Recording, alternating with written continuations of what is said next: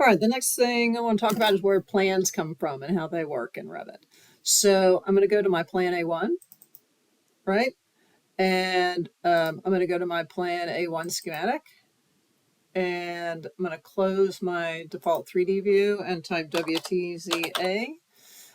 So basically what's happening is Revit is taking what's called a level, and this level is sectioning through the model and at a certain height. So if I were to go to my west elevation, right, and we scroll in, you will see this plan A1 level right here, right? So it is going through, and at 4 feet above that, it is cutting that model to create this plan A1. Now, one thing that you should note is that I actually have two plan A1s, right? One is this one that has no cropping and it has everything on. It's not particularly attractive, right?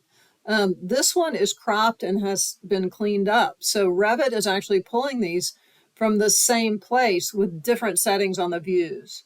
And so it's really important to note is that the views actually have parametric settings that allow you to control visibility. And you don't have to do what you have to do in Rhino, which is like you have a big messy model, and then when you go into production mode, you have to copy it all over and clean it all up and fix it. Revit actually is capable of doing that to a certain level on its own, so you can have multiple versions of the model represented at once. And so when you're working on the model in 3D, it's automatically updating in the views that you've created. If I zoom in on this view, you will see that Revit is sectioning, right? You can see a thicker line for the section. We can control those. We'll talk about that later. And there is a little up here in what's called your quick access toolbar. There's a little thin line. And if you turn, it turns the line weight on and off. You can also use TL is the shortcut for that. Okay, so TL turns your line weight on and off. All right, so the next thing I want to talk about is where and how Revit is slicing things and how you can control that. So I'm going to come over here and double click on my plan A3 schematic.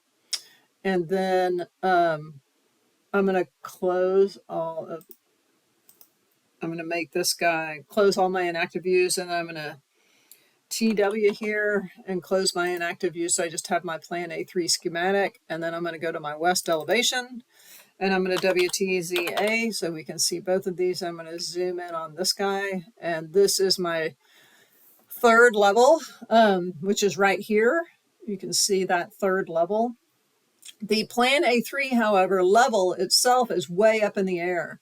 So what's happening is this guy is slicing that model up at 4 feet, and it's just catching the tips of this.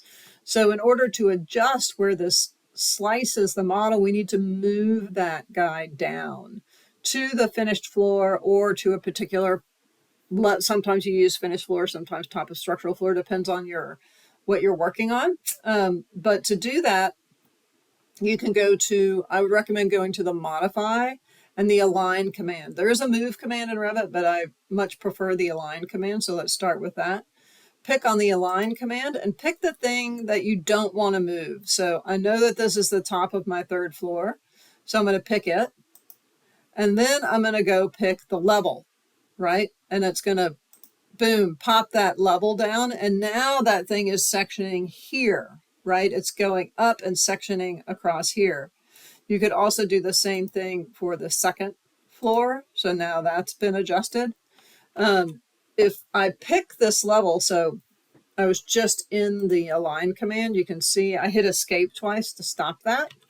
And then if I pick this third A3 level that I just aligned and I use my arrow keys on my keyboard to push it up, you can see it going through and adjusting in the floor plan as I move that up, right? So now it's actually cutting through these beams. So it's actually a live section that you have. So I'll just go to the align command, align with the top of that, and put it back in place. Now, if we go to this floor plan, so I'm activating this by clicking on it, there is a view range in the properties of this floor plan over here. And if I go to edit, right, it's telling me it's the bottom of the primary range is that A3 level, which is this level right here, right? The top is 7'6" above that. So it goes up to 7'6" and looks at this model, right? Up to 7'6". The cut plane is set at 4 feet. So if you go up 4 feet here, that's where that is cutting. So you can see it's actually sort of clipping the bottom of this window. I think this is a circular window. The view depth is actually going down negative 21 feet.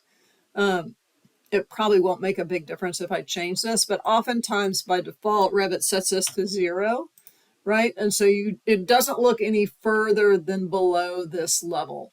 That's pretty typical for construction documentation.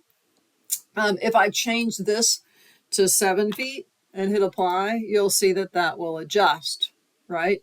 So you have where is the level associated in the model. You have the cut plane here, and then you can also come over here and go to show, and it'll give you sort of a description of what is going on in that model. One thing that can also be helpful is if I go to my 3D view, and I'm going to TW, so this is full size. There is a little magic down arrow over here just to show you. You can come in here and go to Orient to View, Floor Plans.